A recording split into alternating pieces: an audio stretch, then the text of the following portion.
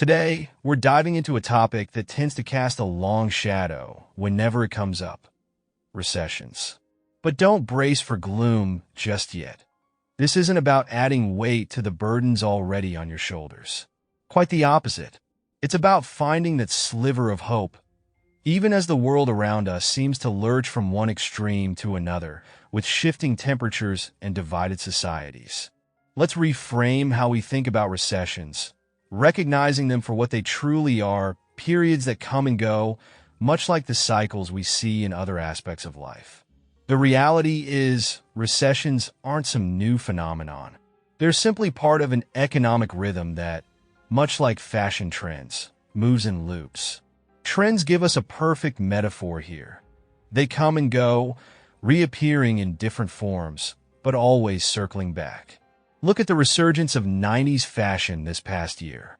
Skinny jeans faded as looser fits took over, reflecting a shift towards comfort and a laid-back style that feels right for today's mood. Social media platforms like TikTok have sped up these shifts, driving trends faster than ever, sometimes unpredictably, just like economic cycles. The loops aren't confined to fashion. Economies also experience ebbs and flows, expanding and contracting in rhythms that span years. In the past half-century, we've seen 11 recessions, which means roughly every 6 years, the world has dipped into another downturn. It's easy to see why it feels like a nearly constant state. Even if some recessions are brief or barely noticeable, the larger ones leave marks, making them impossible to ignore.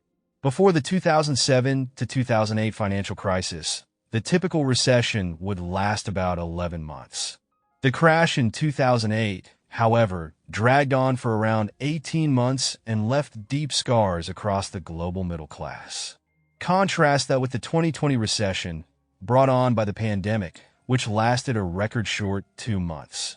The very nature of recessions reflects this unpredictability. Sometimes they hit like a storm, and other times they're gone in a blink. So, what exactly triggers a recession? In essence, it's an economic slowdown marked by a decline in GDP, rising unemployment, and falling retail sales. It's a cycle inherent to capitalist economies, where growth phases eventually give way to periods of contraction. Often, by the time we're officially told a recession is here, we've already been living in it for a year. The signs, job losses, tighter budgets, dwindling sales, become obvious long before experts formally acknowledge the downturn. But there's hope in that realization because it means recovery often follows sooner than we realize. The world's leading economists don't always agree on the recession's timeline. Some say we're just entering it. Others claim we're right in the thick of it. For a while, some countries reported negative GDP growth for 2 quarters, meeting the textbook definition of a recession, while others were already bouncing back with positive figures by the 3rd quarter. The truth is, pinpointing exactly where we stand isn't always straightforward, especially when the patterns are as erratic as they are today. Of course, the current economic struggles are real, with inflation squeezing people's wallets across the globe, a housing crisis, and rising living costs. It's easy to romanticize the past, to look back at the 80s and 90s and think life was simpler, more prosperous. But economic history tells us that no era has been without its own struggles. Those times saw their share of recessions too, just as this one does.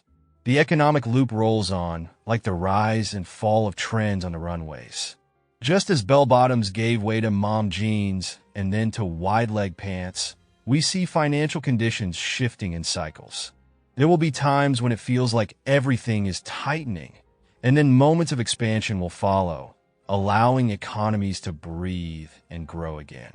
If your current situation feels overwhelming, remember, people have navigated this storm countless times before and emerged stronger.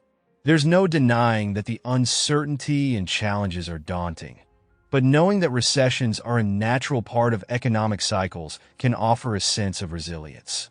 What matters most is how we prepare for the dips and take advantage of the upward swings. You're not alone in this. The world has weathered these cycles before, and it will continue to do so. Recessions come and go, just like any other season.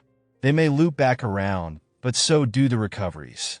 As daunting as the downturn may feel, there's always a resurgence on the horizon. You'll get through this just as many have before.